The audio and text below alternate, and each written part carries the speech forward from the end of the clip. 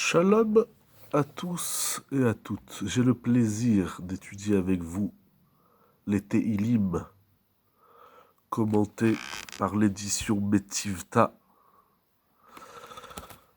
Nous sommes au Perek Yud Dalet, Psaume 14. Lamnatseach le David, Amar naval belibo en Elohim, Ishchitu it'ivu alila en osetov.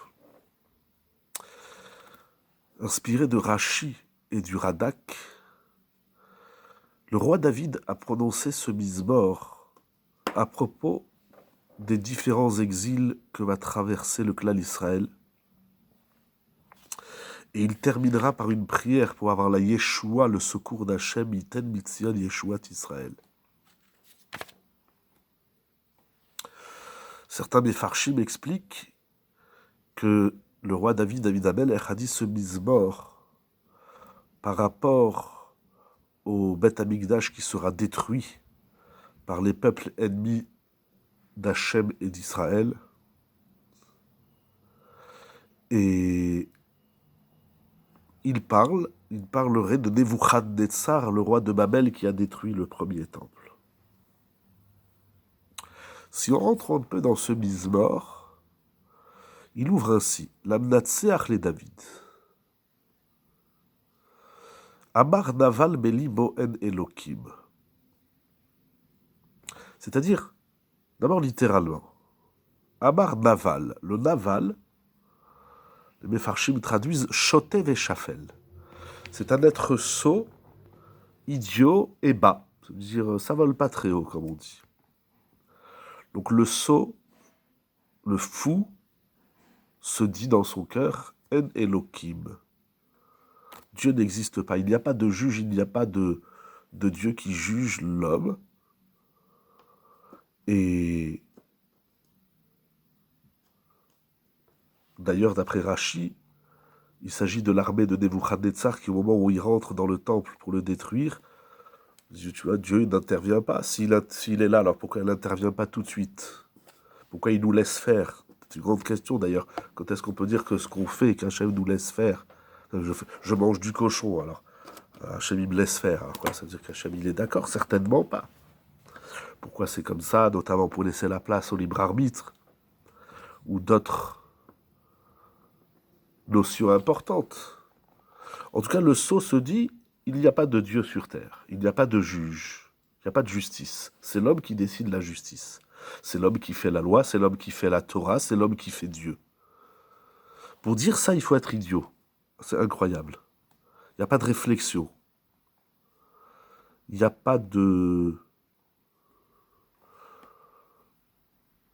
Il n'y a pas de philosophie derrière ça. D'ailleurs, le Al-Shir HaKadosh, il dit, pourquoi il appelle Naval Belibo? Il s'est dit dans son cœur. C'est-à-dire, c'est ce qu'il pense de l'intérieur. Dans son fort intérieur, il pense qu'il n'y a pas de Dieu.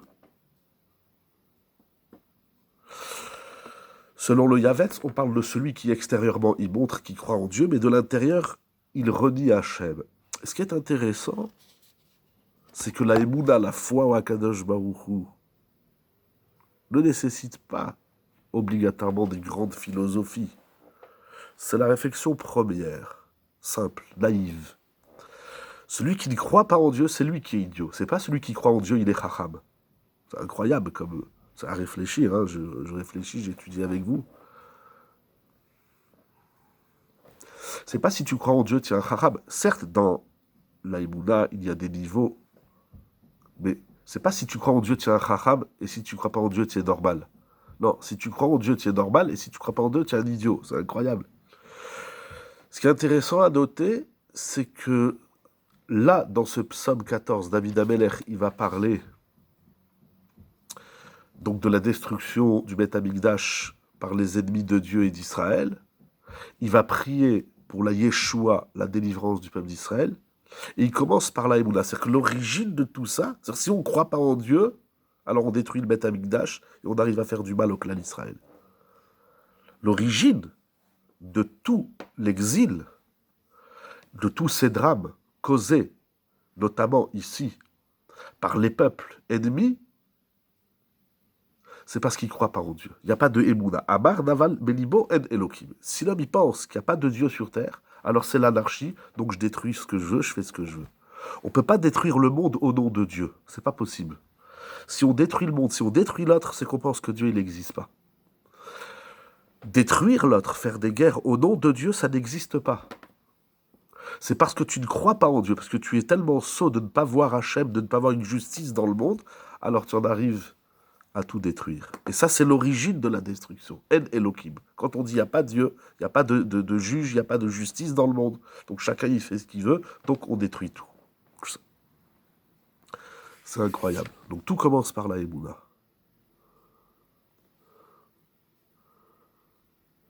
Selon le Sefer HaKadmon, la Ségoula du Mizmor 14, on va la dire tout de suite, c'est pour ne pas subir Shelo Yomru Alav Lashon Hara, c'est pour ne pas subir la médisance des autres. C'est-à-dire qu'on ne soit pas le produit de la médisance des autres, qu'on ne soit pas victime de la médisance du Lashon Hara prononcé. C'est-à-dire que si l'autre il dit du Lashon Hara, je prie pour que moi, je ne sois pas sa proie, pour ne pas être la proie du Lashon Hara. C'est incroyable comme notion, comme tfila, Hachem, protège-moi, que les autres ne disent pas du moi, ne disent pas, pardon, sur moi du Lashon Hara. Et c'est certainement lié à l'exil, d'abord, parce que le Lashon Hara, ça amène l'exil, ça détruit le Beth Amikdash. C'est une forme d'exil, c'est une forme de souffrance comparée et liée à l'exil. Voilà pour ce Mizmor Yud Dalet, que nous puissions comprendre que dans le monde, Yesh Elohim, que des bonnes nouvelles chez tout le monde.